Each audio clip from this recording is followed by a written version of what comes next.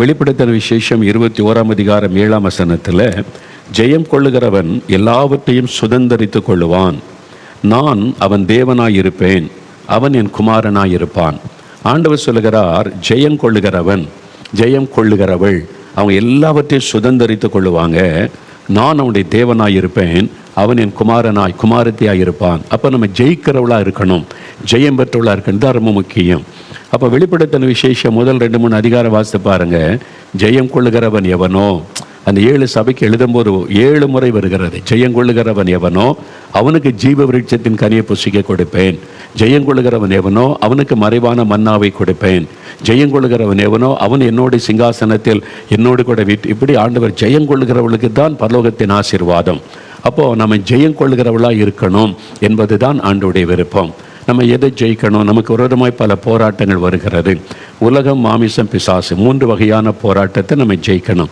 முதல்ல நம்முடைய மாம்சத்தில் உண்டாகிற உணர்வுகள், ஆசைகள், இச்சைகள், தவறான காரியத்தை நம்ம ஜெயித்து முன்னேறி போகணும். 2வது உலகம். நாம் வாழ்கிற உலகத்தில் நிறைய மனுஷரால் வரக்கூடிய போராட்டங்கள், நிறைய உபத்திரவங்கள், நெருக்கங்கள், பாடுகள், அதெல்லாம் நம்ம ஜெயித்து முன்னேறி போகணும். 3வது பிசாசு, ஒரு எதிராளி, நமக்கு விரோதமாய் செயல்படுகிறவன். இவனை குறித்து தான் நம்ம ரொம்ப தியானித்து கொண்டே வருகிறோம். ஏன் என்று சொன்னால், வேத புஸ்தகத்தில் வெளிப்படுத்தின விசேஷம் 12 நீங்கள் வாசிக்கும் பொழுது, பிசாசானவன் தனக்கு கொஞ்ச காலம் மாத்திரம் உண்டென்று அறிந்து மிகுந்த கோபம் கொண்டு உங்களிடத்தில் இறங்கினபடியால் உங்களுக்கு ஆபத்து வரும் என்று சொல்ல கேட்டேன். எந்த காலத்திலும் இல்லாத அளவுக்கு இந்த காலத்தில் ஆபத்துகள், மரணங்கள் ஏற்படுகிறது. விபத்துகள் ஒரு பக்கம், அதனால் உண்டாகிற மரணங்கள், நெருப்பினால் உண்டாகிற நிறைய பாதிப்புகள், அதே மாதிரி தீவிரவாதிகளால் உண்டாகிற ரத்தம் சிந்துதல் ஒரு பக்கம், யுத்தத்தினால் உண்டாகிற ரத்தம் சிந்துதல், ஆயிரக்கணக்கான பேர் மரித்து கொண்டிருக்கிறாங்க. ரஷ்யா உக்ரைன் யுத்தம் முடிவடையில் ஒவ்வொரு நாளும் ரத்தம் சிந்தப்படுகிறது. சில தேசங்களில் கிறிஸ்தவங்க குறிவைத்து கொல்லப்படுறாங்க. நைஜீரியாவில், சூடானில், இங்கெல்லாம்.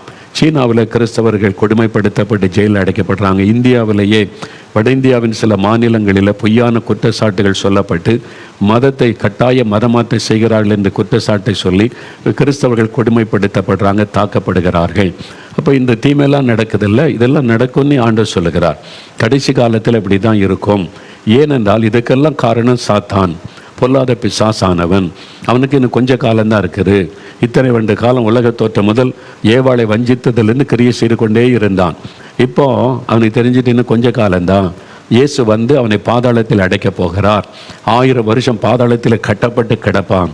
அதன் பிறகு எழும்பி யுத்தம் பண்ண வந்த பிறகு கர்த்தர் அவனை நரகத்தின் அக்னியிலே தள்ளுவார் என்று வேதத்தில் சொல்லப்பட்ட. இதெல்லாம் உண்மையா அப்படியானுங்கன்னா, இதுவரை இந்த வேதத்தில் சொல்லப்பட்டபடி தான் எல்லாம் நடந்து கொண்டு இருக்கிறது. அப்போ இதுவும் நடக்கும், அதுதான் நம்ம அறிந்து கொள்ளணும். அப்போ அதனால் அவனுக்கு கொஞ்ச காலம் உண்டென்று அறிந்து அவன் பாருங்கள் மிகுந்த கோபம் கொண்டு உங்களிடத்தில் இறங்கினான். அவன் பயங்கர கோபத்தோடு இப்போ செயல்படுகிறான். ஜெபிக்கிறவங்களை கண்டு அவனுக்கு கோபம் வரும். ஏதாவது ஊழியம் செய்தால் அதை பார்த்தா அவனுக்கு கோபம் வரும். உண்மையாக சபை நடத்த ஆத்மாதாயம் பண்ணால் அதை பார்த்தா கோபம் வரும். எழுப்புதலுக்காக செயல்பட்டால் அவனுக்கு கோபம் வரும். சும்மா பேருக்கு சர்ச்சுக்கு போயிட்டு பீடி பிடிச்சிக்கிட்டு சிகரெட் அடிச்சுக்கிட்டு குடிச்சிக்கிட்டு இருக்கான் பாருக்கு, அவங்கள பார்த்தா அவனுக்கு சந்தோஷம் வரும், கைத்தட்டி சிரிப்பான். அவங்கள பார்த்து கோவப்பட மாட்டான். கள்ளோபதேசக்காரங்க இருக்கான் பாருங்க, அவங்கள பற்றியும் பிசாசுக்கு பிரச்சனை இல்லை, அவன் கைத்தட்டி சிரிப்பான். நல்லா அப்படியே டான்ஸ் ஆடிக்கிட்டே விசில் அடித்து மக்கள் அப்படியே நடத்திக்கிட்டே இருப்பான். அப்போ தானே நரகத்துக்கு என்ன ஒரு கூட்டம் வரும் அப்படின்னு சொல்லி அவங்களெல்லாம் பார்த்து பிசாசு கேலியாக சிரித்து கொண்டிருப்பான். இல்லாமல் கோபம் வராது. பரிசுத்தத்தை பற்றி பேசினா கோபம் வரும், ஜெபத்தை பற்றி பேசினா சாத்தான கோபம் வரும், சுவிசேஷ அறிவிங்கன்னு பேசி உற்சாகப்படுத்தினால் கோபம் வரும். அவன் மிகுந்த கோபத்தோடு இறங்கி கிரியை செய்வான். ஆனால் நம்ம பயப்பட தேவையில்லை. அவன் கோபம் நம்மளை என்ன பண்ணும்? நம்ம கூட இருக்கிறவர் பெரியவர். ஆனால் அவன் எந்த விதத்தில் போராடுவான், என்னென்ன விதங்களிலே அவன் இந்த கடைசி காலத்தில் தீவிரமாய் கிரியை செய்கிறான், நாம் அவன் எப்படி ஜெயிக்கணும் என்பதைத்தான் தியானித்து கொண்டே வருகிறோம். அவன் எபேசியர் 6:12 தான் அதை பற்றி தெளிவாய் சொல்லப்பட்டு இருக்கிறதே நம்ம பார்க்கிறோம். 4 விதமான ஆவிகளை குறித்து பார்க்கிறோம். துரைத்தனம் பண்ணுகிற ஆவிகள், அது வந்து மக்களை அடிமைப்படுத்தி பயப்படுத்தி சிறுமைப்படுத்துகிற ஆவிகள். அப்புறம் அதிகாரத்தில் கிரியை செய்கிற ஆவிகள். எல்லா அதிகாரத்தில் இருக்கிற மக்களுக்கு பின்னால் இருந்து கொண்டு அதிகாரத்தை துஷ்பிரயோகம் பண்ண வைத்து மக்களுக்குள்ளே வேதனையும் அந்த சாபத்தை தேசத்தில் கொண்டு வர கிரியை செய்கிற ஆவிகள். அந்தகார லோகாதிபதிகள், வில்லு சூனியங்கள், மந்திரவாதங்கள், இருளிலே செய்யப்படுகிற இந்த மந்திரவாத கிரியைகள். அப்புறம் வானமண்டலத்திலிருந்து கிரியை செய்கிற பொல்லாத ஆவிகளின் சேனை. அதை நம்ம தியானித்தோம். வானமண்டலத்தில் தான் அவன் சிங்காசனத்தை ஸ்தாபித்து ராஜ்யத்தை ஸ்தாபித்தார். அவனுக்கு ஒரு ராஜ்யம் இருக்கிறாரு. அவனுடைய ராஜ்யத்தில் அவன் மத்திய ஆகாயத்தில் தன்னுடைய சிங்காசனத்தை அமைத்து அவன் கூட தள்ளப்பட்ட கோடான கோடி தூதர்கள் பிசாசு அசுத்தாவியாக மாறிட்டாங்க.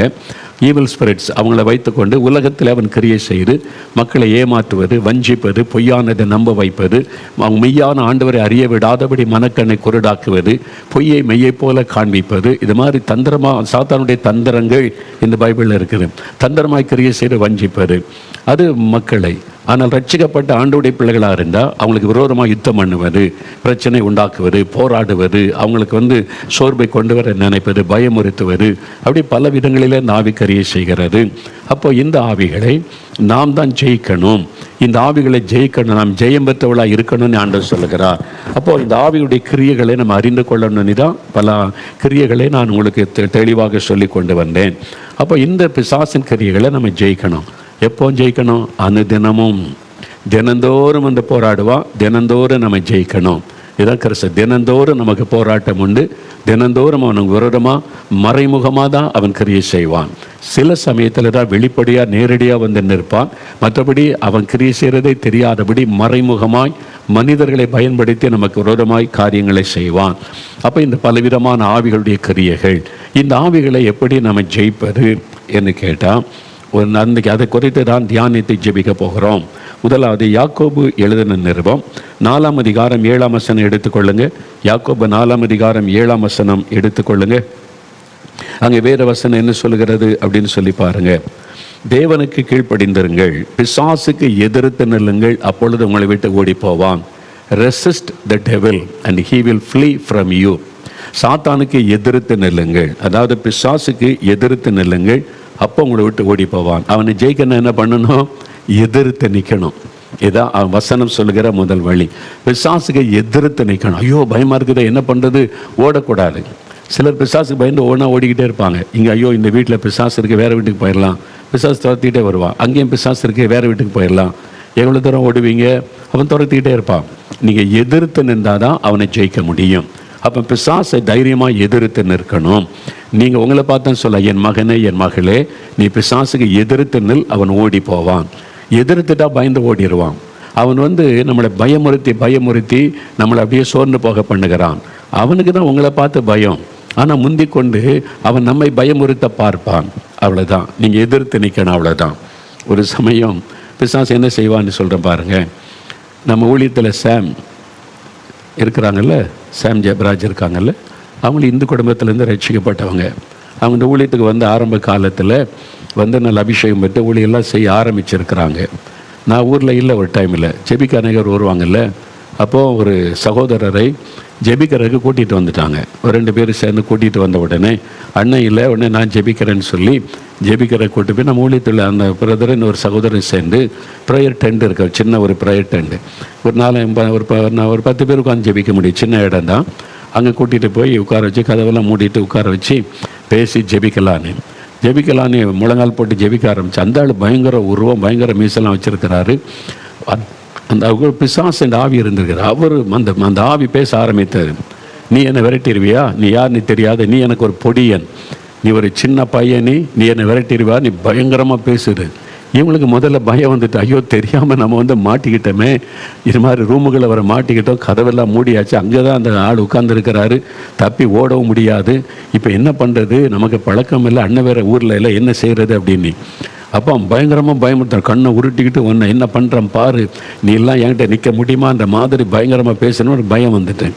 கொஞ்ச நேரத்தில் ஆவியானவர் பலப்படுத்தி வல்லமைப்பட ஒரு வழியே இல்லை, எதிர்த்து நின்னது ஆகணும்னு ஆண்டவரை துதிக்க ஆரம்பித்தாங்க. ஆவியானுடைய வல்லமை இறங்கினார்.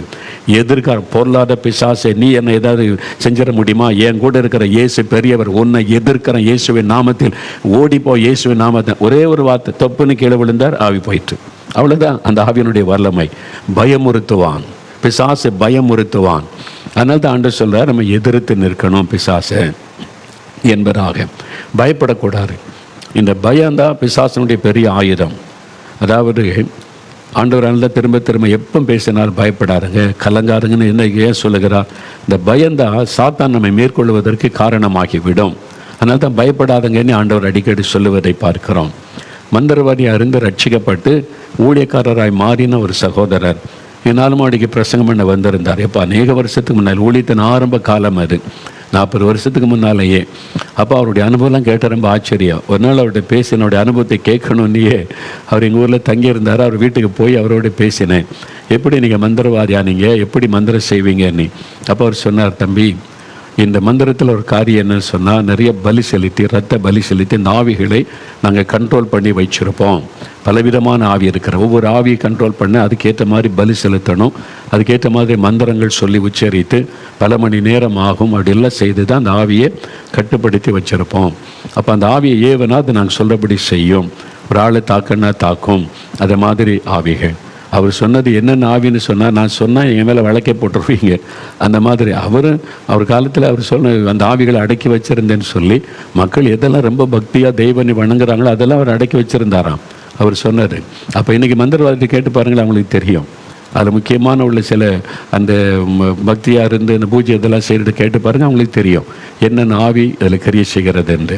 அப்போ அவர் சொன்னார், முதலாவது நாங்கள் ஒரு ஆளை தாக்கணும், பில்லி சொன்னிய மந்திரம் செய்து தாக்கணுமானா முதலாவது பயப்படுத்துகிற ஒரு ஆவி அனுப்புவோம். அந்த ஆவி போய் அவரை பயப்படுத்திடும். அந்த நபரை பயப்படுத்தினாதான் அதன் பிறகு அவங்களை தாக்குகிற ஒரு ஆவியை அனுப்புவோம். இயற்கையாகவே சிலர் பயப்பட மாட்டாங்க. சிலர் பயாவது பிசாசு அதெல்லாம் ஒன்றும் கிடையாதுங்க அப்படின்னு சொல்லுவாங்கல்ல, அவங்களே இந்த மந்திரவாதம் பலிக்காதான். அவரு சொல்லுவாங்க, அவங்க மேலே எங்கள் மந்திரவாதம் பலிக்காது. பயப்படுகிறவர்களை தான் நாங்கள் மந்திரத்தினால தாக்க முடியும். அதனால் முதல்ல பயத்தை உண்டாக்குவோம். இதான் சாத்தானுடைய தந்திரம். நம்மை கூட முதல்ல பயப்படுத்துவான். அதனால தான் தேவ ஊழியர்கள், தேவ பிள்ளைகள் பயப்படக்கூடாது. நம்மளை அடிச்சிருவோம், நொறுக்கிறோம், இல்லாமல் ஆக்கிடுவோன்னு அதிகாரத்தில் உள்ளவங்க பேசுவாங்க. மத தீவிரவாதிகள் பேசுவாங்க, கொன்னுருவோம்பாங்க, நொறுக்கிறோம்பாங்க. நான் 50 வருஷமாக ஊழியம் செய்கிறேன், 50 வருஷமாக பார்க்குறேன். பயமுறுத்துகிற ஆட்கள், மிரட்டுகிற ஆட்கள், என்ன பண்ணிடுவோம் அப்படி இப்படின்னு அதிகாரத்தில் உள்ளவங்க எல்லாம் பார்த்துருக்குறேன். ஒன்றும் பண்ண முடியல. நாங்கள் ஊழியம் செய்து கொண்டே இருக்கிறோம். இயேசு கூட இருந்து நடத்தி கொண்டே இருக்கிறார். பயமுறுத்தின பல ஆட்களை காணவில்லை, சில ஆட்கள் இல்லை, சில ஆட்கள் தொலைந்து போயிட்டாங்க. ஆண்டவர்கிட்ட யாருங்க ஜெயிக்க முடியும்? ஆண்டவர் சொல்கிற ஒரே வார்த்தை, பயப்படாத, பயப்படாத. நம்ம ஏன் பயப்படணும்? தைரியமாக நிற்கணும். அது ஆண்டவர் சொல்கிறார், பயப்படாதீங்க என்பதாய். அப்போது இந்த பிசாசை பயப்படாமல் எதிர்த்து நிற்கணுமா? எதிர்த்து நின்னா தான் ஜெயிக்க முடியும். சாத்தானே, நான் இயேசுவின் நாமத்தில் உன்னை எதிர்க்கிறேன், பிசாசை இயேசுவின் நாமத்தில் உன்னை எதிர்க்கிறேன் அப்படின்னு எதிர்த்து நின்றா ஓடி போயிடுவான். நீங்கள் பயந்தீங்கன்னா உங்களையே தான் தாக்கி கொண்டே இருப்பான். உங்கள் வீட்டையே சுற்றி சுற்றி வருவான். சில சொல்லுவாங்க, சாத்தா எங்கள் வீட்டையே சுற்றி வர்றாயா, எங்கள் வீட்டையே சுற்றி சுற்றி வர்றாயா. இப்படி பயந்தீங்கன்னா உங்கள் வீட்டை தான் சுற்றி வருவான். நீங்கள் தைரியமாக சொல்லணும், நாங்கள் இயேசுக்கு சொந்தம், எங்கள் வீடு இயேசுக்கு சொந்தம். பிசாசே, நீ என்ன பண்ண முடியும்? என் இயேசுக்கிட்ட தோல்வி அடைஞ்சவன் தானே நீ. என் இயேசு தான் உன் தலையை மிதிச்சிட்டால, சிலுவையில் ஜெயித்துட்டால, ஓடிப்போ இயேசுவின் நாமத்தினால அப்படின்னு சொல்லி பாருங்கள். பிசாசு நடுங்கிடுவான். அவன் நம்முடைய அறியாமையை பயன்படுத்தி நம்மளை பயமுறுத்துவான். நமக்கு இருக்கிற அதிகாரம் என்ன, தேவன் நமக்கு தந்திருக்கிற பலன்னு நமக்கே தெரியல. இதுதான் நம்முடைய ப்ராப்ளம். அதனால் அந்த அறியாமை பயன்படுத்தி தான் நம்மை பயப்படுத்தி பார்க்கிறான். அதனால் நீங்கள் தைரியமாக பிசாசை எதிர்க்கணும். சரி, பிசாசை எதிர்க்கணுமானா எல்லாரும் எதிர்த்து ஜெயிச்சிட முடியுமா? முடியாது. சிகரெட் பிடிக்கிற ஆள், குடிக்கிற ஆள் பிசாசை எதிர்த்து ஜெயிக்க முடியுமா? முடியாது. பிசாசை ஜெயிக்கிறதுக்கு என்ன செய்யணும்? 2 முக்கியமான காரியம். அதை குறித்து தெளிவாக சொல்கிறேன். அதை அறிந்து கொண்டு இதை நீங்கள் உங்களுடைய வாழ்க்கையில் கடைபிடிக்கணும். முதலாவது, யாக்கோபு 4:7 முதல் பகுதியில் பாருங்கள், தேவனுக்கு கீழ்ப்படிந்திருங்கள், பிசாசுக்கு எதிர்த்து நில்லுங்கள். முதலாவது, submit yourself therefore to God. முதலாவது உங்களை ஆண்டவருக்கு அர்ப்பணித்துக் கொள்ளுங்க, அவருக்கு கீழ்ப்படிங்க, அப்புறம் பிசாசுக்கு எதிர்த்து நில்லுங்கள். நீங்கள் ஆண்டவருக்கு கீழ்ப்படியாமல், ஆண்டவருடைய வசனத்தின்படி நடக்காமல், உங்கள் இஷ்டப்படி நடந்து கொண்டு நானும் இயேசு அங்கே கூட இருக்கிற பிசாசை எதிர்ப்பேன்னா ஈஸியாக பிசாசு உங்களை மேற்கொண்டுருவான். அப்போ முதல்ல வசனத்துக்கு கீழ்ப்படியணும். தேவனுக்கு, ஆண்டவருடைய வசனத்துக்கு கீழ்ப்படிஞ்சிருக்கீங்களா? அதனால தான் பிசாசு துரத்துகிற அந்த ஊழியம் செய்கிறீங்க. அதில் கூட்டத்துக்கு போகும்போது சுவிசேஷம் அறிவிக்கும் போது சூழ்நிலை வரும்னா முதல்ல உங்களை அர்ப்பணித்து ஜெபம் பண்ணி உங்களை ஆயத்தப்படுத்தி கொள்ளணும். அது ரொம்ப முக்கியமான ஒரு காரியம். அதனால தான் ஒவ்வொரு கூட்டத்துக்கு போகும்னால முதல்ல நம்மை அர்ப்பணித்து ஜெபிப்பது. ஆவி ஆத்மா சரீரத்தை ஒப்பு கொடுத்து உங்களுடைய வசனத்துக்கு நான் ஏதாவது வசனத்தை கீழ்ப்படியாமல் இருக்கிறான்னு ஆண்டவரே சோதித்து பார்த்து வசனத்துக்கு நம்ம ஒப்பு கொடுத்து ஜெபித்து போனால் எந்த பிசாசும் உங்களை மேற்கொள்ள முடியாது. முதல்ல வசனத்துக்கு கீழ்ப்படியும், தேவனுக்கு கீழ்ப்படியணும். அப்போ தான் நீங்கள் பிசாசை எதிர்த்து ஜெயிக்க முடியும். ஒரு உதாரணம் சொல்கிறேன். சமீபத்தில் நம்ம ஊழியத்தில் ட்ரஸ்டியாக டாக்டர் அன்பராஜன் இருக்கிறாங்க. அவங்க அப்பா ஒரு ஊழியக்காரர். இந்துவாக இருந்து ரட்சிக்கப்பட்டு நல்ல ஊழியம் செய்கிறவங்க விக்ரமசிங்கபுரம் இடத்துல சிவந்திபுரம் அங்கேருந்து அந்த காலத்திலேயே வல்லமையாக தேவனால் பயன்படுத்தப்பட்டவர்கள். அப்போ அவங்க வருஷந்தோறும் 2 கன்வென்ஷன் நடத்துவாங்களாம். பிரசிங்கமாக அவங்க சிஎஸ்சி சபைக்கு போகிறவங்க தான். ஆனால் ஜபாரை வைத்து நல்ல ஊழியெல்லாம் சுவிசேஷெல்லாம் அறிவிச்சு கொண்டே வந்திருக்கிறாங்க. அப்போ மக்களுக்கு வசனத்தை சொல்லணும். பிரசங்கமார்களை அழைத்து அவங்க வீட்டுக்கு முன்னால் மைதானத்தில் கூட்டம் நடத்துவாங்க. கேரளாவிலேருந்து அந்த காலத்தில் பிரசங்கியார் வருவாங்க. குஞ்சப்பின்ற பிரசங்கியார் அவங்களாம் நான் கேள்விப்பட்டிருக்கேன், பார்த்ததில்லை. ஒரு காலத்தில் கேரளாவிலேருந்து தான் ஊழியர்கள் வந்து அவங்கள வச்சு ஆண்டவர் வல்லமே பயன்படுத்தி இருக்கிறார்.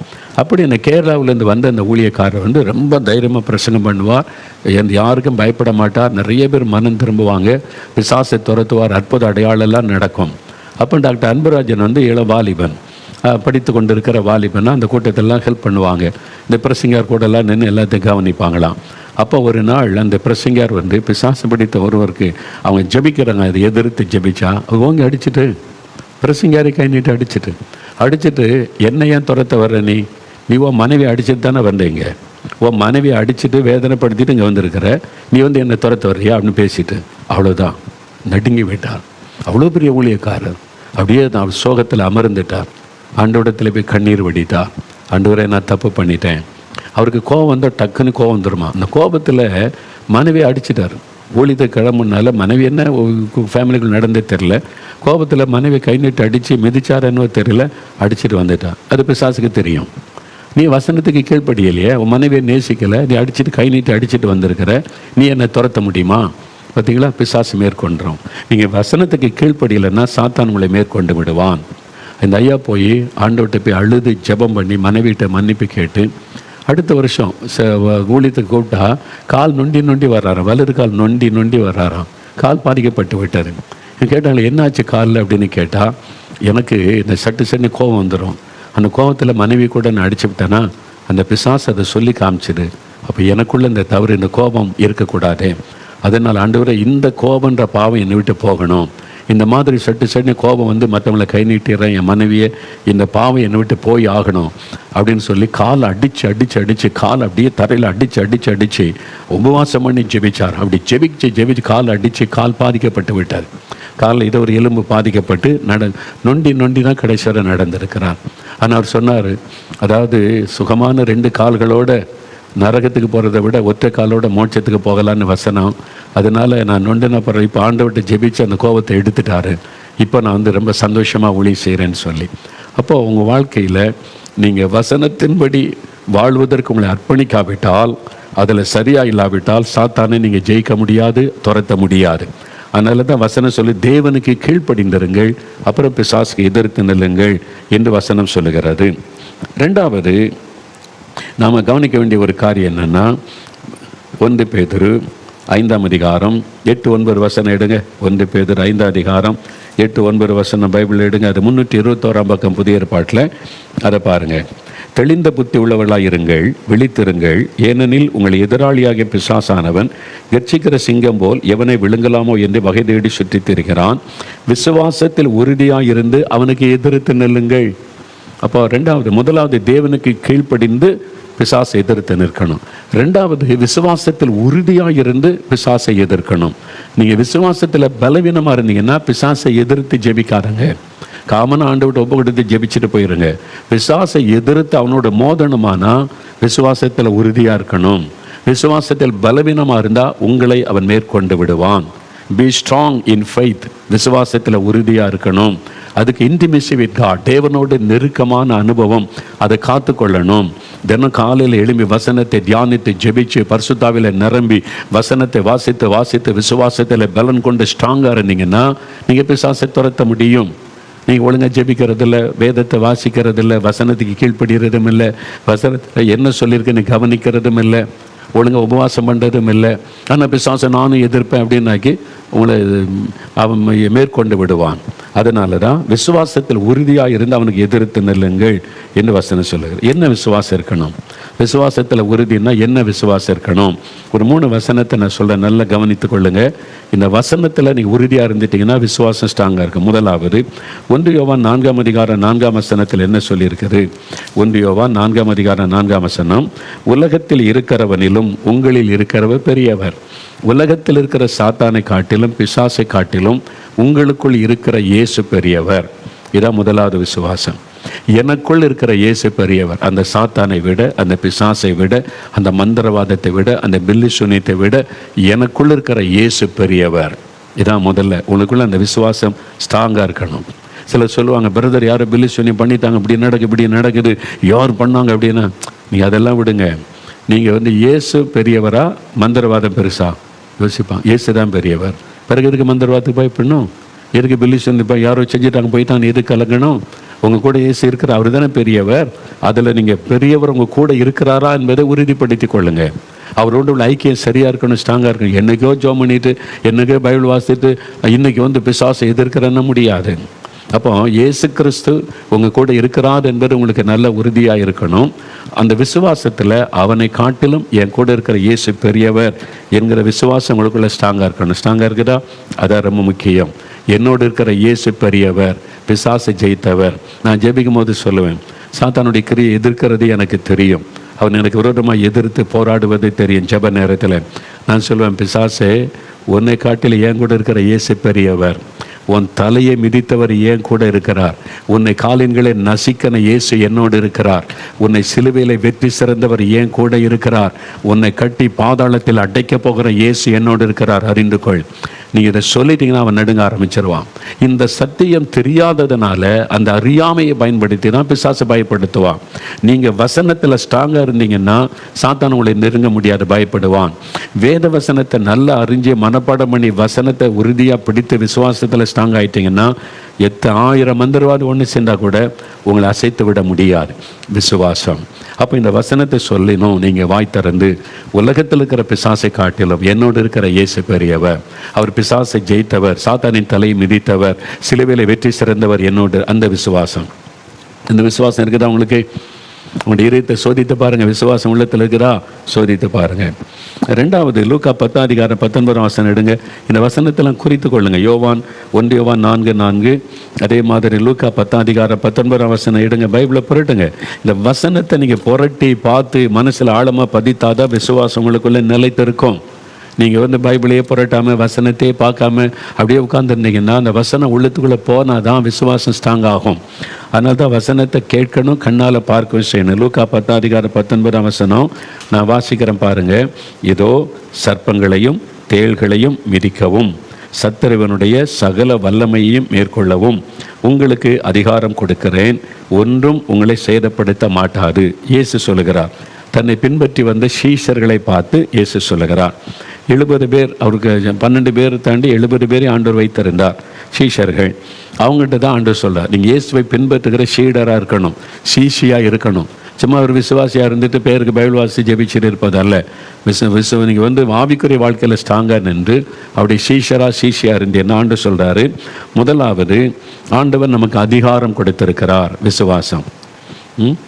முதல் விசுவாசம் என்ன? சாத்தானை காட்டிலும் என் கூட இருக்கிற இயேசு பெரியவர். அந்த விசுவாசம். ரெண்டாவது என்ன விசுவாசம்? அந்த பிசாசின் மீது ஆண்டவர் எனக்கு அதிகாரம் கொடுத்திருக்கிறார். அந்த விசுவாசம். என்ன சொல்ல? இதோ சர்ப்பங்களையும் தேள்களையும் மிதிக்கவும், மிதிக்கிறதற்கு அதிகாரம். சத்துருவனுடைய, சாத்தானுடைய, பிசாசனுடைய சகல வல்லமைகளையும் மேற்கொள்ளவும் உங்களுக்கு அதிகாரம் கொடுத்திருக்கிறேன் என்று சொல்றார். நமக்கு அதிகாரம் கொடுக்கப்பட்டிருக்கிறது. ஆண்டவரே, எனக்கு தந்த அதிகாரத்திற்காய் ஸ்தோத்திரம். பிசாசின் மீது, சாத்தானின் மீது, அவனுடைய சகல அதிகாரத்தின் மீது எனக்கு அதிகாரம் தந்திருக்கிறக்காய் ஸ்தோத்திரம். சகல வல்லமையின் மீது எனக்கு அதிகாரம் தந்திருக்கிறக்காய் ஸ்தோத்திரம். அது துரைத்தனத்தின் ஆவியாக இருக்கலாம், அதிகாரத்தில் கிரியச்சிகர் ஆவியாக இருக்கலாம், மந்திர பில்லிசூனிய வல்லமையாக இருக்கலாம், வானமண்டலத்தின் ஆவிகளாக இருக்கலாம். சாத்தானுடைய சகல வல்லமைகளையும் மேற்கொள்ளுகிற அதிகாரம் உங்ககிட்ட தான் இருக்குது. நீங்கள் அதிகாரம், உங்கள்கிட்ட இருக்க அதிகாரம் உங்களுக்கு தெரியலை, அது எப்படி பயன்படுத்தனே தெரியல. அதுதான் இன்றைக்கு விசுவாசிகளுடைய பிரச்சனை, ஊழியர்களுடைய பிரச்சனையும் அதுதான். அதனால் உங்களுக்கு தேவன் கொடுத்திருக்கிற அதிகாரம் என்னது என்பதை அறிந்து கொள்ளுங்க. அந்த அதிகாரத்தை விசுவாசத்தோடு பயன்படுத்துங்க. பிசாசை நீங்கள் ஜெயிக்க முடியும். அப்போது ஆண்டவர் எனக்கு அதிகாரம் தந்திருக்கிறார், ஆண்டவரே உமக்கு ஸ்தோத்திரம்னு சொல்லணும். அப்போ அந்த வசனம் பாருங்கள், சர்ப்பங்களையும் தேள்களையும் மிதிக்கவும். இந்த சர்ப்பம் தேளுன்னா என்னது? வயல்வெளியில் போய் பாம்பை பிடிச்சி மிதிக்கிறதா? தேள் எங்கெல்லாம் போகுதுன்னு பார்த்து ஓடி போய் மிதிக்கிறதா? இல்லை. சர்ப்பம் தேள்கள் 2 விஷத்தன்மை உள்ளது. சர்ப்பத்துக்கு வாயில் விஷம், இந்த தேளுக்கு கொடுக்கல வாலில் விஷம். அது பிசாசனுடைய கிரியைகளை குறிக்கும். ஒர்க்ஸ் ஆஃப் த டெவில், பிசாசனுடைய கிரியைகளை அது குறிக்கும். அந்த தேளை போல விஷத்தன்மை உள்ளது, பாம்பை போல விஷத்தன்மை உள்ளது சாத்தான். அவனுடைய அப்போ நம்ம போய் பாம்பையும் தேளை மிதிக்கிறதல்ல, சாத்தானுடைய கிரியைகள், அவனுடைய செயல்கள், அவனுடைய கிரியைகளை இயேசுவின் நாமத்தினாலே மிதிப்பது. இந்த ரெண்டையுமே பாருங்களேன். பாம்பை பார்த்தா சில ஷூ அப்படியே செருப்பெல்லாம் போட்டு அப்படியே தலையை மிதிப்பாங்க, அவ்வளோதான். தேளை பார்த்தா பாருங்க, காலில் செருப்பு போட்டு அப்படியே மிதிப்பாங்க, அவ்வளோதான். அது மிதிக்கிறது பாருங்க. பாம்பை காலின்களை மிதிக்கிறது, தேளை காலின்களை மிதிக்கிறது. பொதுவாக தான் பார்க்குறோம். நானே பார்த்துருக்கேன். ஐயோ தேளுன்னா பாருங்க, செருப்பு போட்டு ஓடி வந்து டக்குன்னு செருப்பு வச்சு அப்படி மிதிப்பாங்க, அவ்வளோதான், நசுங்கி செத்து போயிடும். பாம்பும்பாங்க. சிலர் வந்து வால் வச்சு பிடிப்பாங்க, சிலர் வந்து தலையில் ஓங்கி ஒரு மிதிச்சாங்கன்னா முடிஞ்சிடும், அவ்வளோதான். கொஞ்ச நேரம் வால் ஆட்டோ சுற்று சரியாக நசுக்கிட்டாங்கன்னா இறந்துடும். அப்போது அதுதான் ஆண்டவர் சொல்கிறார், அது சாத்தானுடைய கிரியைகள். சர்ப்பத்தை போன்ற, தேள்களை போன்ற, நம்ம விஷத்தன்மையாய் நம்மை தாக்கி சோர்ந்து போக பண்ணுகிற, வியாதியை கொண்டு வருகிற, பயப்படுத்துகிற, தூக்கத்தை கெடுக்கிற பலவிதமான ஆவியின் கிரியைகள். அதை நீங்கள் மிதிக்கணும். நீ மிதி, அவ்வளோதான், அது செத்து போயிடும். அந்த கிரியை அழிந்து போய்விடுன்னு அர்த்தம், அவ்வளோதான். சாத்தானை அல்ல, சாத்தானுடைய கிரியைகளை நம்ம அழித்து போடுகிறோம். அதான் சொல்லுது, மிதிக்க உங்களுக்கு அதிகாரம் கொடுக்கப்பட்டிருக்கிறது, நீங்கள் அந்த அதிகாரத்தை பயன்படுத்தணும். நான் ஏற்கனவே சொல்லியிருக்கிறேன். சென்னையில் ஒரு சகோதரி பாருங்கள், நல்லா ரட்சிக்கப்பட்ட அபிஷேகம் பெற்றவங்க, ஆவியில் நிரம்பி ஜெபிப்பாங்க, காலையில் எழும்பி ஜெபம் பண்ணுவாங்க, ஆவியானுடைய பலத்தோடு தான் எல்லாம் செய்வாங்க, பிஸ்னஸும் பண்ணுறாங்க. அவங்க வீட்டில் அவருடைய பிள்ளைகள் 3 பிள்ளைகள். அதில் ஒரு மகள் ஸ்கூலில் படிக்கிற மகளுக்கு திடீர்னு நடு ராத்தில் அலறிக்கொண்டு எழும்புவாள், சத்தமிட்டு கொண்டு. அப்படி பயமாக இருக்குது அப்படின்னு எழும்புவாள். அது ஒரு ஆவியினுடைய டிஸ்டர்பன்ஸ், பயப்படுத்துகிற ஆவி. உடனே இவங்க எழும்பி நடுராத்தில் முழங்கால் போட்டு, ஆண்டவரே என் மகளை காத்துக்கொள்ளுங்க, என் மகளுக்கு சுகம் கொடுங்க, என் மகளுக்கு விடுதலை கொடுங்கன்னு ஜெபிப்பாங்க. அப்படியே ஸ்தோத்திரம் பண்ணி அந்நிய பாஷையில் ஜெபிக்க கொஞ்ச நேரத்தில் அப்படியே அமைதியாகி அந்த மகள் தூங்கிடுவான். அப்படியே பல நாட்கள். திடீர்னு ஒரு நாள் எழும்புவா, நடுராத்தில் சத்தமிடுவா, பயந்து அலறுவா.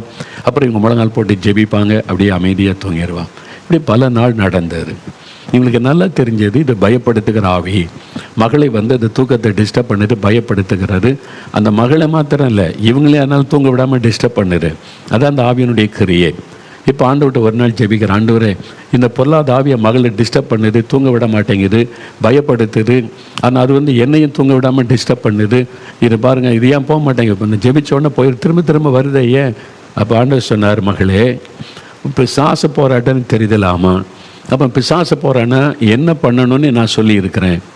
நீ முழங்கால் போட்டு இயேசுவே துரத்துங்க, இயேசுவே விடுதலை கொடுங்க அப்படி ஜெபிக்க சொன்னா, வியாதியஸ்தருக்கு அப்படி ஜெபிக்கலாம், இயேசுவே சுகம் கொடுங்க அப்படின்னு ஜெபிக்கலாம். நீ ரட்சிக்கப்பட்ட அபிஷேகம் பெற்ற மகள், உனக்காக ஜெபிக்கிற. உன் வீட்டுக்குள்ளே அந்த ஆவி வந்து டிஸ்டர்ப் பண்ணுது.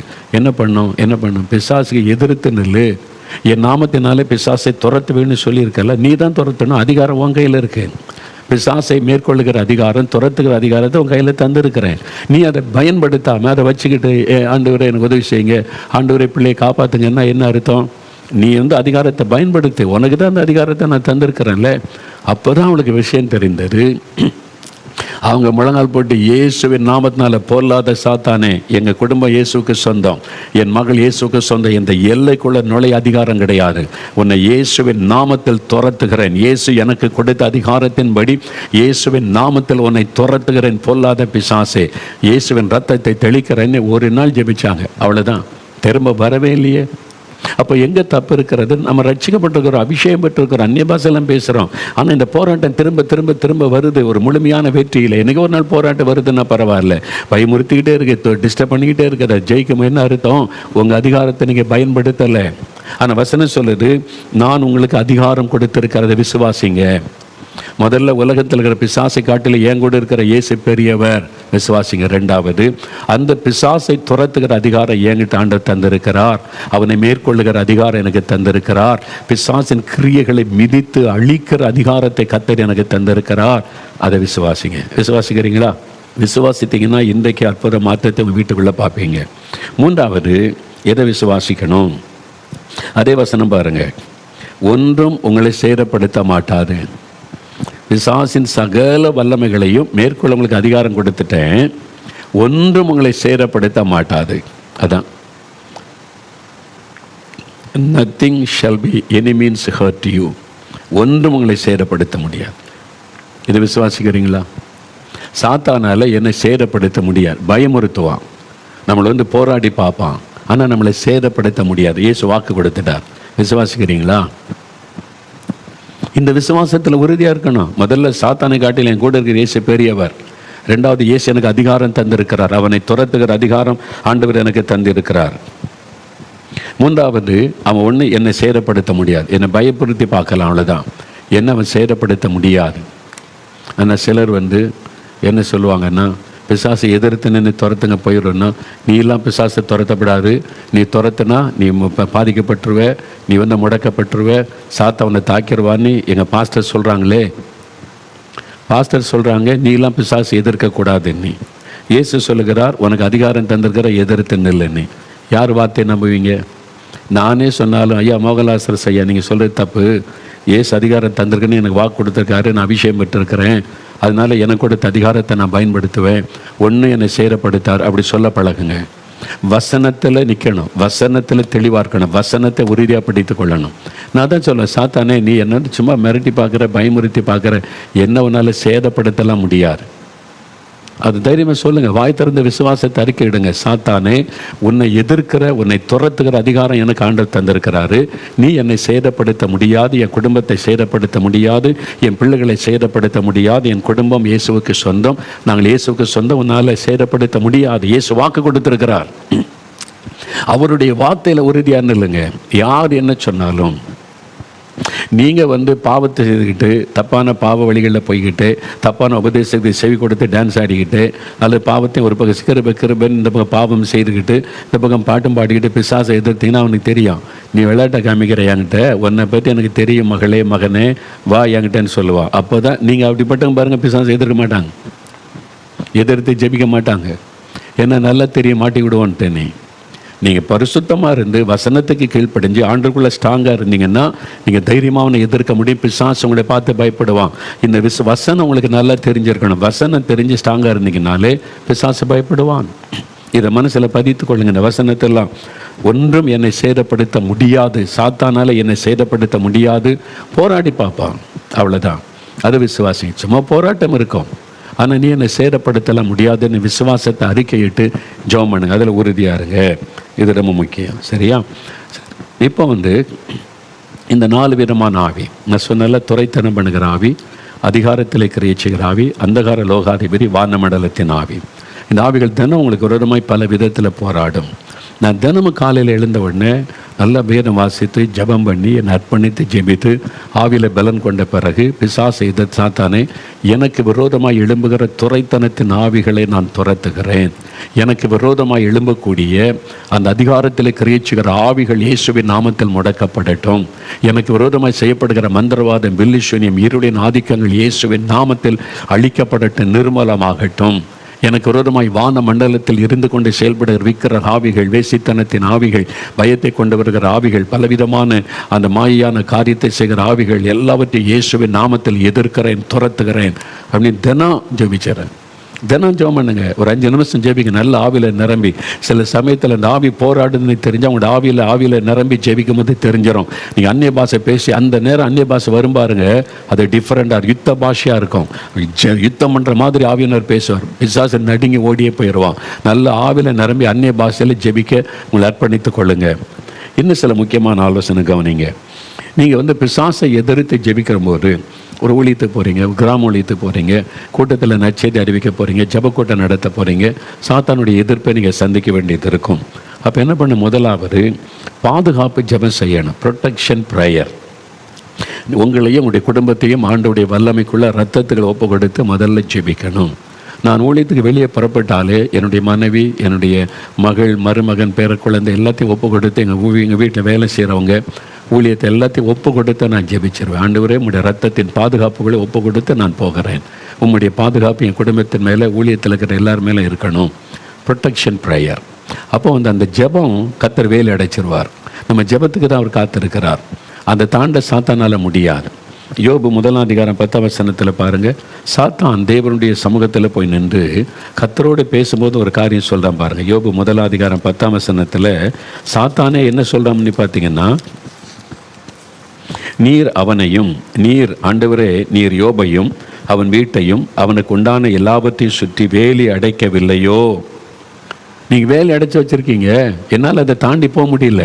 அப்போ சாத்தான் முதல்ல ட்ரை பண்ணி பார்த்துட்டான், யோபுவை சேதப்படுத்தணும், யோபு மூலமாக ஆண்டவர் மகிமைப்படுகிறார், இவனை ஒரு பாடுபடுத்தணும். பிள்ளைகளை தொடலான்னு பார்த்தா தொட முடியல, யோபை தொடலான்னு பார்த்தா தொட முடியல, அப்படி சொத்துக்களை அழிக்கலான்னு பார்த்தா அழிக்க முடியல. கர்த்தர் வேலி வச்சுட்டார். ஏன்னா யோபு ரெகுலராக பலி செலுத்தி தேவனை தொழுது கொண்டு வருகிறார். இந்த ரெகுலராக அவருடைய ப்ரேயர் லைஃப், கர்த்தரிடத்தில் விண்ணப்பம் பண்ணுவது, ஆண்டவரை ஆராதிப்பதில் கவனமாக இருந்ததுனால அவரை சுற்றிலும் வேலி வைக்கப்பட்டிருந்தது. அப்போ முதல்ல நீங்கள் ஜெபிக்க வேண்டியது அது விசுவாசத்தை அறிக்கையிட்டு, ஆண்டவரே என்னையும் என் குடும்பத்தையும் உடைய பாதுகாப்புகள் ஒப்பு கொடுக்கிறேன், வேலி அடைத்து காத்து கொள்ளுகிறதற்காக ஸ்தோத்திரம். அந்த விசுவாசத்தை அறிக்கையிட்டாலே போதும், உங்கள் குடும்பத்தின் மேலே ஆண்டவருடைய பாதுகாப்பு பிள்ளைகள் மேலே வந்துடும். உங்களுக்கு உண்டான எல்லாவற்றின் மேலே சாத்தானால அதுக்குள்ளே நுழையவே முடியாது. அப்போ முதல்ல பாதுகாப்பு ஜெபம் செய்யணும். கர்த்தர் வேலி அடைத்து பாதுகாப்பார்.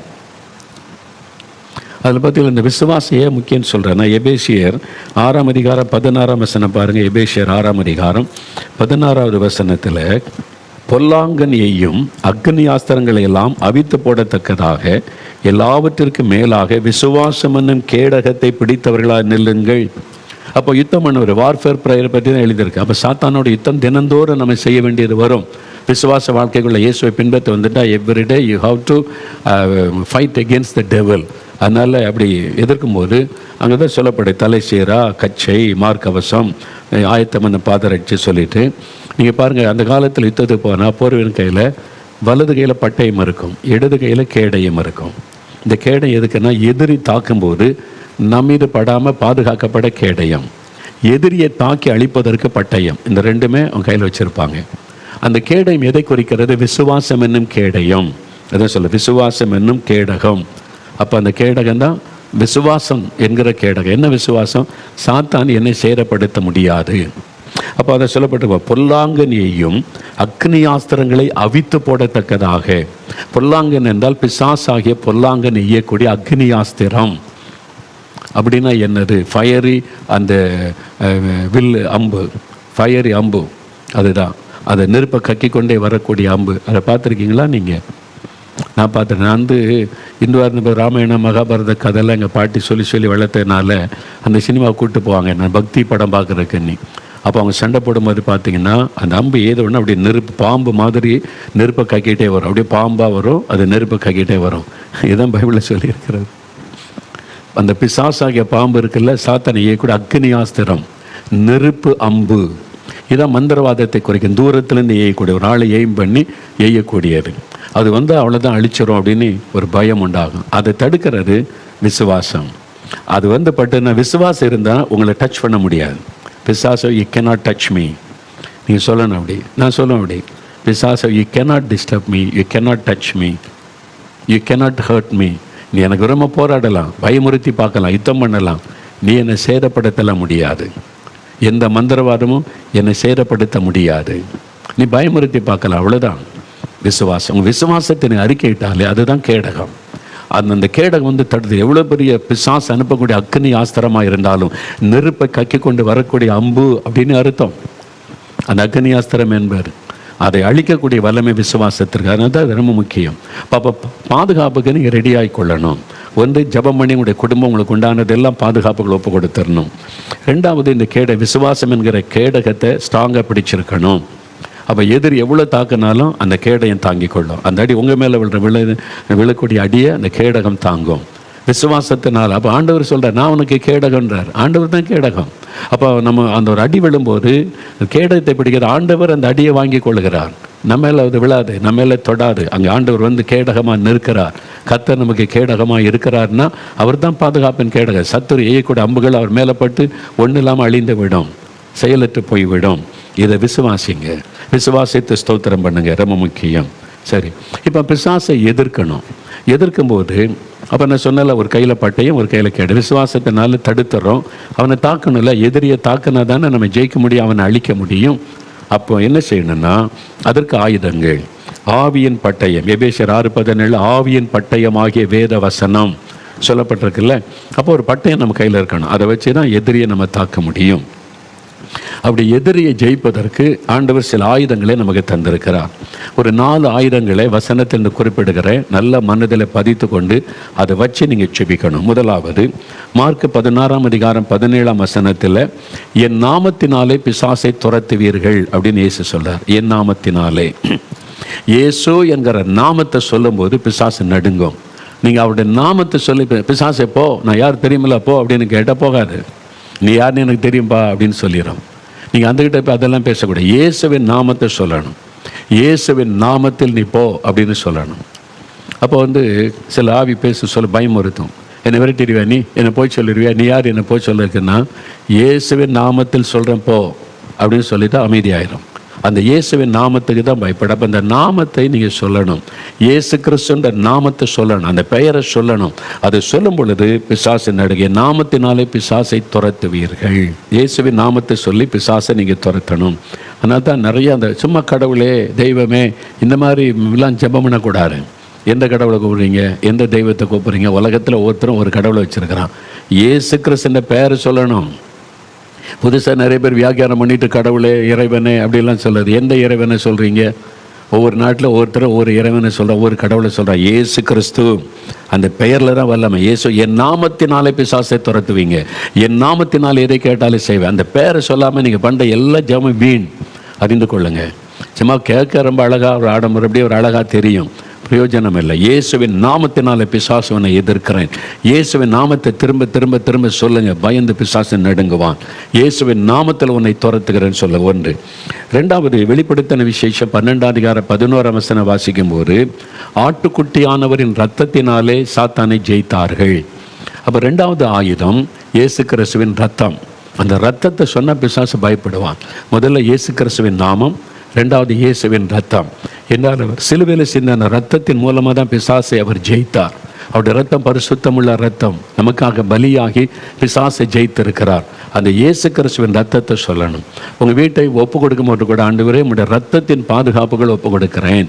அதான் ரத்த கோட்டைக்குள்ளே ஃபாதர் பாட்டு இருக்குல்ல, அந்த பாட்டு ஒரு பாடி பாருங்கள், ஒரு தைரியமாக உங்களுக்கு வந்துவிடும். ரத்த கோட்டைக்குள்ளே நுழைந்து விட்டேன், ஒன்றும் என்னை சேதப்படுத்த முடியாது. ஆமாம், அந்த ரத்தம் அது கோட்டையாக ஆண்டவர் வேலி அடைச்சிருவார். ரத்தத்துக்குள்ளே ஒப்பு கொடுங்க. அந்த ரத்தத்துக்குள்ளே எங்களுடைய பிள்ளைகளை ஒப்பு கொடுங்க. இயேசுவின் ரத்தத்தினாலே நான் இந்த பிசாசை எதிர்க்கிறேன், இயேசுவின் ரத்தத்தை தெளிக்கிறேன் அப்படி சொல்லி ஜெபிச்சு பாருங்கள், ஒரு மாற்றம். இயேசுவின் நாமத்தை சொல்லணும். ரெண்டாவது இயேசுடைய ரத்தத்தை சொல்லி ஜெபிக்கணும். மூன்றாவது எபேசியர் 6:17 பார்க்கிறோம், வேத வசனமாகிய ஆவியின் பட்டய வசனம். இயேசு கிறிஸ்து பிசாசு எப்படி ஜெயித்தார்? வசனத்தை வைத்து. அவனும் வசனத்தை வச்சு தான் பேசுவான். அதனால தான் இப்போ கள்ள உபதேசக்காரங்க இவங்கெல்லாம் அந்த வசனத்தை வச்சு தான் பேசுவாங்க. நீ பாருங்களா, வசனத்தை வச்சு வேறு விளக்கம் கொடுப்பாங்க, தப்பான விளக்கம் கொடுப்பாங்க. ஒரு வசனத்தை எடுத்து வைத்து கொண்டு வேறு மாதிரி பேசுவாங்க. அந்த வசனத்தை வச்சு தான் பிசாசு இயேசுகிட்ட யுத்தம் பண்ண வந்தான். வசனத்தை வைத்து இயேசு கிறிஸ்து அவனை ஜெயித்தார். அதனால பிசாசம் வசனத்தை வைத்து தான் அவங்கள்ட்ட வருவான். மற்றதை சொன்னால் நீங்கள் நம்ப மாட்டீங்கல்ல, வசனத்தில் இப்படி இருக்கு பாருன்ட்டுன்னு. இதில் தான் கள்ள உபதேசம் கள்ள தீர்க்கதரிசனம் வசனத்தை வைத்தே வரும். அப்போது நீங்கள் முழுமையாக வேதத்தை அறிஞ்சிருந்தால் தான் அதுக்கு மேற்கொள்ள முடியும். அங்கொன்று இங்கொன்று வசனம் தெரிஞ்சிருந்தால் அதை ஜெயிக்க முடியாது. அப்போ வசனம் முழுமையாக தெரிஞ்சால் இப்படி சொல்லியிருக்கிற, இப்படி எழுதியிருக்கிற, கர்த்தர் எனக்கு இப்படி சொல்லியிருக்கிறார், பிசாசை நீ சொல்கிறத நம்ப முடியாது அப்படின்னு வசனத்தை வைத்து அடிக்கணும். அப்போ வசனம் இப்படி சொல்லியிருக்கிறது. அப்போ அந்த பிலிசூனிய மந்திரவாதம்னா இஸ்ரவேலுக்கு விரோதமான மந்திரவாதம் இல்லை, யாக்கோபுக்கு குறி சொல்லுதல் இல்லை, ஆண்டவருடைய வார்த்தை எனக்கு இருக்கிறது. அந்த வசனத்தை சொல்லுங்கள், மந்திரவாத பிலிசூனியம் அழிக்கப்பட்டு விடும். உலகத்தில் இருக்கிறவனில் என்னோடு இருக்கிற வேறு இயேசு பெரியவர், ஆண்டவர் எனக்கு வாக்கு கொடுத்திருக்கிறார். வசனத்தை சொல்லுங்க. சாத்தானே, உன்னுடைய தலையை மிதிக்க, உன் கிரியைகளை நசுக்க கர்த்தர் எனக்கு அதிகாரம் கொடுத்திருக்கிறார். லூக்கா 10:19. ஒன்றுமே சேதப்படுத்த முடியும். சாத்தானே, நீ என்னை சேதப்படுத்த முடியாது, ஆண்டவர் எனக்கு வாக்கு கொடுத்திருக்கிறார். வசனத்தை சொல்லுங்க. வசனத்துக்கு அவன் நடுங்குவான். அதனால் நல்ல கர்த்தருடைய வசனத்தை மனப்பாடம் பண்ணிக்கொள்ளுங்க. வசனத்தில் ஸ்ட்ராங்காக இருங்க. அப்போ இந்த காரியம். நான்காவது ஒரு காரியம் என்னென்னா, ஏசாயா 59:19 சத்துரு வெள்ளம் போல வரும் பொழுது ஆவியானவர் அவனுக்கு விரோதமாய் கொடியேற்றுவார். அப்போ சத்துருவாகிய சாத்தான் நமக்கு விரோதமாய் எழும்பும்போது ஆவியானவர் அங்கே வந்து நிற்பார். பரிசுத்த ஆவியானவருக்கு பிசாசு அப்படியே நடுங்குவான், பயப்படுவான். அப்போ இதெல்லாம் ஆண்டவர் நமக்கு தந்திருக்கிற ஆயிரம். ஒன்று இயேசு கிறிஸ்துவின் நாமம், ரெண்டாவது இயேசு கிறிஸ்துவின் ரத்தம், மூன்றாவது இயேசுவின் வசனங்கள், வேத வசனம், நான்காவது பரிசுத்த ஆவியானவர். அதனால தான் எபேசியர் 6:18 பரிசுத்த ஆவிக்குள்ளே ஜெபம் பண்ணுங்கள் என்று வசனம் சொல்லுகிறார். Pray in the spirit. அப்போ நீங்கள் இந்த பிசாசை எதிர்த்து, அந்த ஆவிகளை எதிர்த்து ஜெபிக்கும் போது, நல்ல ஆவியானவருக்கு இடம் கொடுத்தீங்கன்னா, அந்த அனாயிண்டிங் உங்கள் மேலே இறங்கும் பொழுது சில சமயம் அந்த ஆவிகள் கண்ணுக்கு தெரியும். அந்த மந்திரவாத ஆவிகள் கிரியைகள் உங்களால் பார்க்க முடியும். அந்த ஆவியில் உங்களுக்கு தெளிவாக காண்பிக்கப்படும். அப்போ உங்களுக்கு ஒரு ஆவிக்குரிய ஒரு வைராக்கிய கோபம் வரும். அது ஸ்பிரிச்சுவல் ஆங்கர், அந்த சாத்தானின் மேலே ஒரு கோபம் வரும். அப்போ ஒரு அந்நிய பாஷை வரும் பாருங்க, அது யுத்த பாஷை. அந்த அந்நிய பாஷை டிஃப்ரெண்ட்டாக இருக்கும். தைரியமாக அந்த அந்நிய பாஷை பேசும்போது ஒரு யுத்தம் பண்ணுற மாதிரியே தெரியும். பக்கத்தில் யாராவது கேட்டால் என்ன சண்டை போடுறேன்பாங்க. அந்த மாதிரி தான் ஆவியானவர் இடைப்படுவார். ஆவியில் நிரம்பி அந்நிய பாஷையில் பிசாசை எதிர்ப்பது, துரத்துவது. அவருக்கு தான் தெரியுது என்ன ஆவின், இது துரைத்தனத்தின் ஆவியா, இது அதிகாரத்தில் கிரியை செய்கிற ஆவியா, இது மந்திர பில்லி சூனியமா, அல்லது வானமண்டலத்திலிருந்து கிரியை செய்கிற இந்த ஆவியா. ஆவியானவருக்கு தான் தெரியும்.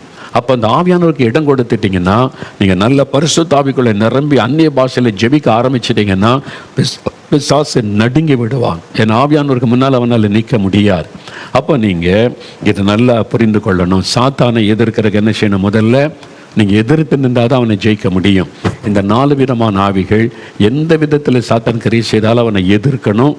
முதலாவது எதிர்க்கணுமானா முதல்ல கீழ்ப்படியணும். வசனத்துக்கு கீழ்ப்படிஞ்சு நீங்கள் புருஷனுக்கு கீழ்ப்படியாமல் இருந்துட்டு போய் நீங்கள் பிசாசு துரத்துனா, நீயே கீழ்ப்படியாதவள், நீ என்னை துரத்துறியான்னு கேட்பான்.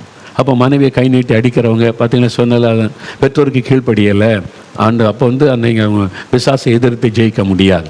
அப்போ தேவ சித்தத்துக்கு ஒப்பு கொடுத்து தேவனோட உள்ள ஐக்கியம், ஆண்டவர் எதை உணர்த்துகிறாரோ அந்த வசனத்துக்கெல்லாம் கீழ்ப்படிந்து நீங்கள் நடக்கும்போது பிசாசை ஜெயிக்க முடியும்.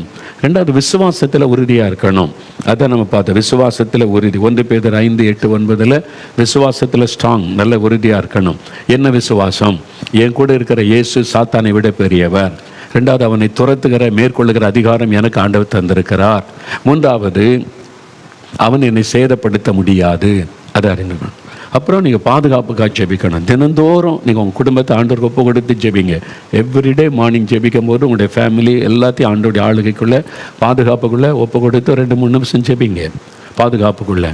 அப்புறம் பிசாசை எதிர்க்கும் பொழுது நீங்கள் 4 விதமான ஆயுதம். 1 இயேசுவின் நாமம். அந்த நாமத்தை சொல்லணும். கடவுளே கடவுளே இறைவா இந்த மாதிரி வார்த்தையெல்லாம் பேசாதங்க. அதுக்கெல்லாம் பிசாசை பயப்படவே மாட்டான். நீ எந்த கடவுளை கூப்பிட்றடா அப்படின்னு அவன் கேட்பான். நம்மளை பார்த்து எந்த இறைவனை கூப்பிடுறான்பான். உலகம் முழுவதும் எத்தனையோ இறைவன் வச்சுருக்காங்க. இயேசு கிறிஸ்து, அந்த பேர் இயேசு கிறிஸ்துன்னு சொல்லிட்டா இன்னும் அந்த நாமத்துக்கு வல்லமை. பிசாசை ஏன்னா இயேசு என்ற பெயர் சிலர் வச்சுருந்தாங்க.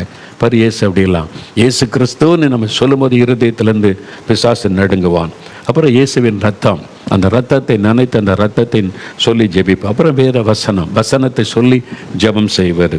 அப்புறம் பரிசுத்த ஆவிக்குள்ளே நிரம்பி ஜெபிப்பது. இதுதான் இப்போ நம்ம ஜெபிக்க போகிறோம். இப்போ எல்லாம் உங்களுக்கு தெரிஞ்சிட்டல. இப்போ முடிந்தால் முழங்கால் படியிடுங்க. ஒரு 5 நிமிடம் ஜெபிக்க போகிறோம். 5 நிமிடம் ஜெபிக்க போகிறோம். நீங்கள் ஜெபிக்க போகிறீங்க. உங்களுக்கு விரோதமாக எழும்பி இருக்கிற ஆவி, உங்கள் குடும்பத்துக்கு விரோதமாக எழும்பி இருக்கிற பிசாசு, உங்கள் ஊழியத்துக்கு விரோதமாக எழும்பி இருக்கிற ஆவியை எதிர்த்து ஜெபிக்க போகிறீங்க. அப்படியே முழங்கால் படியிடுங்க. வலதுகரம் உயர்த்துங்க. ஆவியானவருக்கு இடம் கொடுங்க. ஆவியானவருக்கு இடம் கொடுங்க. ஆண்டவரை நிரப்புங்க. ஒவ்வொருவரையும் நிரப்புங்க. அக்னி இறங்கட்டும். ஆண்டவரை அவங்களுடைய விசுவாசத்தை பலப்படுத்துங்க. முதல்ல ஆண்டவருக்கு ஒப்பு கொடுங்க. ஆண்டவரே என்னை பரிசுத்தப்படுத்தும். உம்முடைய வசனத்திற்கு நான் எப்பொழுதும் கீழ்ப்படியணும். உம்முடைய வசனத்தின்படி வாழணும். ஏதாவது என்னுடைய குறைகள் இருந்தால் தயவாக என்னை மன்னிங்க. உம்முடைய ரத்தத்தினால கழுவுங்க. ஒப்பு கொடுங்க. முதல்ல பரிசுத்தத்துக்கு ஒப்பு கொடுங்க. உங்களை அர்ப்பணித்துக் கொள்ளுங்க. அப்படியே வாய் திறந்து ஜெபிங்க. ஆண்டவரே கோபத்தை மன்னிங்க, எரிச்சலை மன்னிங்க, கீழ்ப்படியாமையை மன்னிங்க. ஆண்டவரே என்னுடைய தவறுகளை மன்னிங்க, என்னை பரிசுத்தப்படுத்துங்க. நான் எப்பொழுதும் வசனத்துக்கு கீழ்ப்படியேன். என்னை ஒப்பு கொடுங்க. ஆண்டவருடைய ரத்தம் உங்களை கழுவுகிறது, பரிசுத்தப்படுத்துகிறது.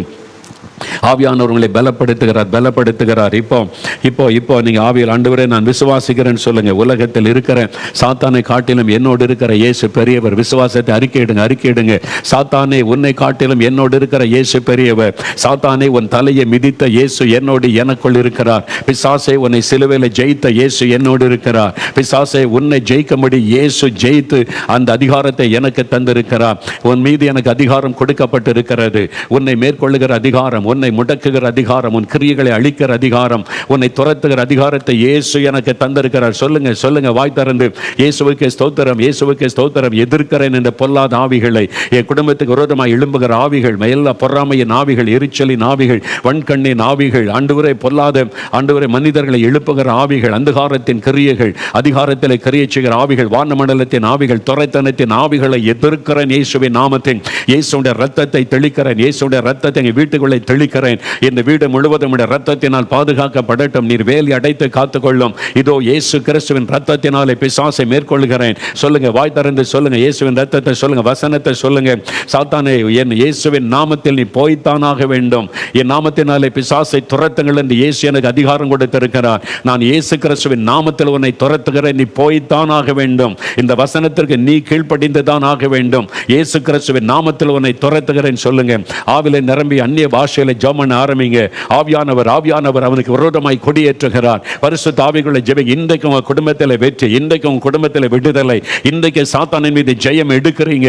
இன்றைக்கு நீங்க சாத்தானின் மீது வெற்றி எடுத்து ஒரு புதிய வாழ்க்கைக்குள்ளே பிரவேசிக்கிறீங்க. இனி பிசாசு உங்களை கண்டால் நடுங்க போகிறான், பயப்பட போகிறான். அல்லேலூயா. இயேசுவின் ரத்தத்தை தெளிக்கிறேன், இயேசுவின் நாமத்தில் துரத்துகிறேன். ஆமென். அப்படியே வலதுகரம் உயர்த்துங்க, ஸ்தோத்திரம் பண்ணுங்க. இயேசுவே, எனக்கு ஜெயம் கொடுத்ததற்காய் ஸ்தோத்திரம். பிசாசு துரத்தப்பட்டதற்காய் நன்றி. எங்க வீட்டுக்குள்ள இனி அவனுக்கு அதிகாரம் இல்லை, என் மீது அவனுக்கு அதிகாரம் இல்லை, என் குடும்பத்தில் யாரையும் தொட அதிகாரம் இல்லை. நீர் ஜெயம் தந்துவிட்டீர், ஸ்தோத்திரம். பாதுகாப்பை தந்துவிட்டீர், ஸ்தோத்திரம். ஜெயம் கொடுத்த இயேசுவுக்கு ஸ்தோத்திரம். வாய் திறந்து துதிங்க துதிங்க, அப்படியே ஸ்தோத்திரம் பண்ணுங்க. தகப்பனே, உம்முடைய பிள்ளைகளுக்கு நீர் கற்றுக் கொடுத்தீர், பலப்படுத்தி விட்டீர், வல்லமைப்படுத்தி விட்டீர். இப்பொழுது நீர் ஜெயம் கொடுத்து விட்டதற்காய் ஸ்தோத்திரம். இந்த மகனுக்கு இந்த மகளுக்கு ஜெயம் தந்து விட்டீர். இன்றைக்கு நல்ல ஜெபண்டரை போர் வீரர்களாய் மாற்றி விட்டீர். இன்றைக்கு திடமனத்தோடு நின்று சாத்தானை ஜெயிக்கிறவர்களாய் முன்னேறிச்சல கிருபை தாரும், கிருபை தாரும். ஒவ்வொருவருக்கு தந்து விட்டீர். உமக்கு ஸ்தோத்திரம், ஸ்தோத்திரம், ஸ்தோத்திரம். இயேசு கிறிஸ்துவின் நாமத்தில் ஜெபிக்கிறோம் பிதாவே. ஆமென், ஆமென்.